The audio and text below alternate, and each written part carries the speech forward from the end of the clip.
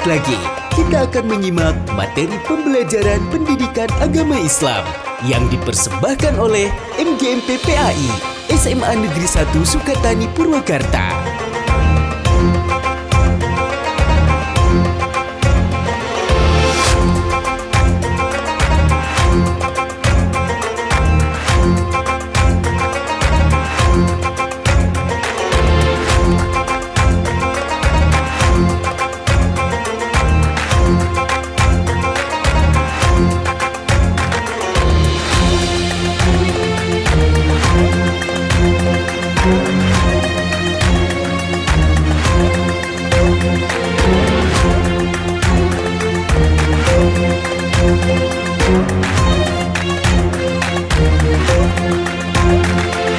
Baik anak-anakku sekalian, sebelum kita melanjutkan kegiatan pembelajaran, perlu kalian ketahui bahwa KD kompetensi dasar yang akan disampaikan pada hari ini adalah KD 41.3 ya. Itu menyajikan keterkaitan antara perintah berkompetisi dalam kebaikan dengan kepatuhan terhadap ketentuan ya. Kemudian kalian supaya selain patuh ya, kepada Allah tentunya harus patuh juga kepada yang lainnya ya. Kemudian tujuan pembelajarannya, setelah pembelajaran peserta didik diharapkan mampu menyajikan keterkaitan antara perintah ya berkompetisi dalam kebaikan dengan kepatuhan terhadap ketentuan Allah Subhanahu wa taala sesuai dengan pesan Al-Qur'an surat Al-Maidah, Al-Qur'an surat An-Nisa dan Al-Qur'an surat At-Taubah ayat 105. Jadi tujuan kita diciptakan oleh Allah itu apa ya? Mungkin kalian ketika di kelas 10 sudah dipelajari bahwa kita diciptakan oleh Allah yang pertama agar kita melaksanakan ibadah kepada Allah ya. Kemudian kita diciptakan Allah adalah sebagai khalifah di muka bumi. Ya.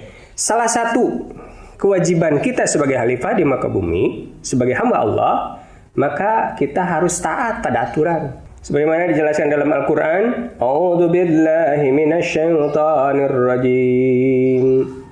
Bismillahirrahmanirrahim.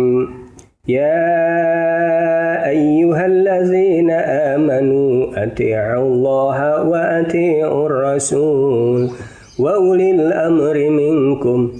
Fa in tanasa'tum fi shay'in farudduhu ila Allahi wa rasulih. In kuntum tu'minuna billahi wal yawmil akhir zalika khairun wa ahsanu ta'wila. Ya, maknanya yaitu ya ayyuhalladzina amanu, hai orang-orang yang beriman, atii'u Allah, taatilah Allah ya, wa atii'ur rasul, dan taatilah rasul, wa ulil amri minkum, dan taatilah ulil amri di antara kalian, pemerintahan ya. Kemudian fa'in tanazatum fi syai'in, apabila ada perbedaan pendapat dalam sesuatu ya, sesuatu hak ya, farudduhu ilallahi wa rasul, maka kembalikan kepada Rasul dan kepada Allah Subhanahu wa taala. Kembalikan kepada Allah dan kepada Rasul. Maksudnya kembalikan kepada Al-Qur'an dan kembalikan kepada hadis-hadis Rasul, seperti itu. Jadi kalau ada perbedaan pendapat, jangan dijadikan bahan pertentangan. Ya.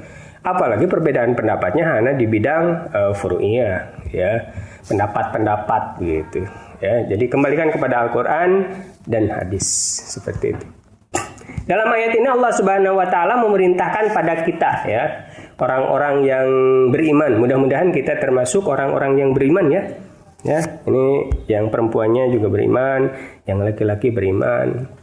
Ya, karena salah satu hal yang sangat kita harapkan, kita termasuk orang-orang yang beriman ya kepada Allah dan kepada Rasul ya.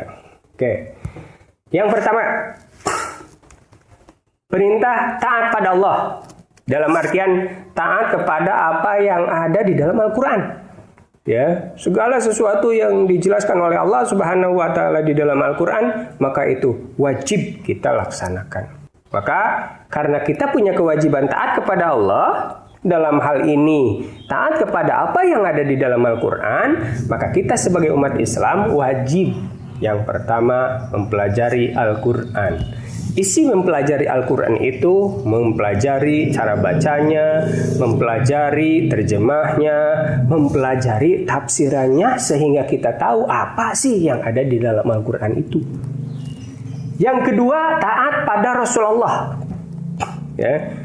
Berbicara taat pada Rasul, ya berarti kita harus melaksanakan apa syariat yang disampaikan oleh Rasulullah Nabi Muhammad SAW. Tentunya dengan hadis-hadisnya. Adanya di dalam hadis, perintah-perintah Rasul itu adanya di dalam hadis. Karena kita tidak mungkin bertemu dengan Rasulullah. Ya. Kenapa? Ya, Rasul itu sudah meninggal dunia kan? Ya, Rasul dulu, kita hari ini. Ya. Oke ya, paham ya? Berikutnya, taat pada pemerintahan. Taat pada pemerintahan. Jangan lupa kita hidup di dunia ini harus ada yang ngatur. Siapa yang ngatur di dunia? Pemerintah.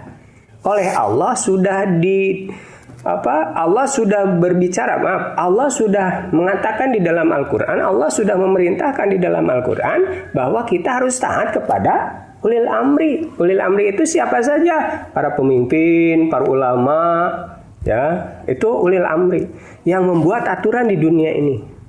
Ketika di sekolah siapa ulil amrinya? Berarti di sekolah itu adalah pengelola sekolah dalam hal ini, kepala sekolah, guru-guru, tata usaha dan karyawan lainnya.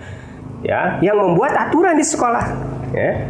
Maka kalian sebagai siswa peserta didik wajib mentaati peraturan sekolah.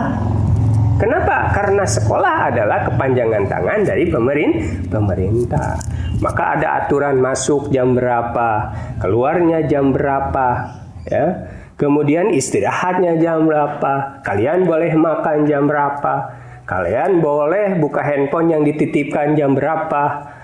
Kemudian kalian berangkat dari rumah ke sini naik apa? Itu diatur oleh pemerintah, dalam hari ini sekolah. Buat apa? Supaya kalian menjadi orang-orang yang terdidik, orang-orang yang beriman, orang-orang yang memiliki akhlakul karim, memiliki pembiasaan yang baik. Terima kasih telah mengikuti pembelajaran hari ini. Semoga menjadi inspirasi untuk kehidupan kita.